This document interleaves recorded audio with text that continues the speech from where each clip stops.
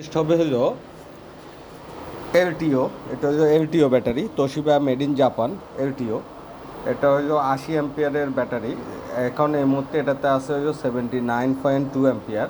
এই যে খেয়াল করে দেখবেন এখানে 79.2 অ্যাম্পিয়ার। ভোল্টেজ আছে 56.62, মানে 56.62। তো আমরা যদি এটাকে 56.62 ইন্টু 79.2 অ্যাম্পিয়ার দিয়ে গুণ করি, তাই যে ওয়াট আসে হইল 4484, মানে 4484, মানে আমরা 4.5 কিলোওয়াট ধরবো। তো ফিজিক্যালি যদি আমরা ব্যাটারিকে দেখতে চাই, তাই ফিজিক্যাল আমরা এখন দেখবো ফিজিক্যালি ব্যাটারিটা কীরকম।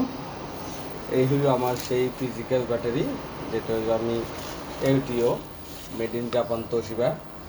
এই যে তার সংযোগ, বাংলাদেশ সবচেয়ে সেরা তার, যেটা এসছে বাংলাদেশি সেরা আর কোনো তার নাই।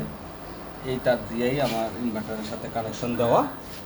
তো এখন আমরা কারেন্ট অফ করে দেব, দেখব সে কত কিলো ব্যাকআপ দেয় এবং কয় ঘন্টা ব্যাকআপ দেয়। তো কারেন্ট অফ করার আগে আমরা আরেকটা জিনিস আবারও দেখে নিই, যেটা আমাদের মাথায় রাখতে হবে। এই যে আমাদের অলরেডি এটাতে 13 সাইকেল এবং 1113 অ্যাম্পিয়ার এই আমাকে আউটপুট দিয়েছে অলরেডি। তো আমরা এখানে মাথায় রাখি যে আমাদের অলরেডি খরচ হয়েছে 1113.3 অ্যাম্পিয়ার। এই মুহূর্তে আমরা যখন এটাকে বন্ধ করে দেব, কারেন্ট সে লোডে চলবে, দেখবে যে লোডে সে কত ব্যাকআপ দেয়। তাহলে এখানে 1113 অ্যাম্পিয়ার, লোড শেষে এটাতে যত অ্যাম্পিয়ার হবে তত বাদ দিয়ে কত অ্যাম্পিয়ার পাইছি সেটা বোঝা যাবে। এটাকে আমরা 79 অ্যাম্পিয়ার পাবো না 80, কত অ্যাম্পিয়ার পাবো সবাই বুঝে যাবেন, আপনারা সবাই।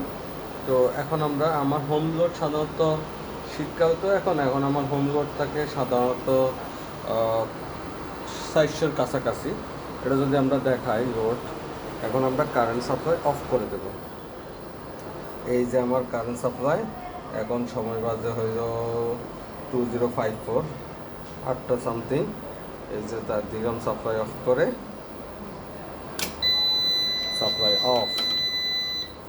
এখন আমরা যদি দেখি আমার হোম লোড কত টানতেছে, এই যে দেখেন 423, আমার 423 ওয়াট করে খরচ করতেছে। ওকে, এই তাহলে আমরা এখন দেখি সে কত অ্যাম্পিয়ার এখান থেকে ব্যাকআপ পায় আজকে। সবাইকে ধন্যবাদ। রেজাল্ট দেবো যে কত অ্যাম্পিয়ার পেয়েছি, পরে এটা দেখে দেবো। এখান থেকে একটা স্ক্রিনশট নিয়ে নিই। এখন এই যে একটা স্ক্রিনশট নিয়ে নিয়েছি, 1113 অ্যাম্পিয়ার, 1113.4 অ্যাম্পিয়ার আছে। ওকে, সবাইকে ধন্যবাদ। দেখা যাক কী দেয়।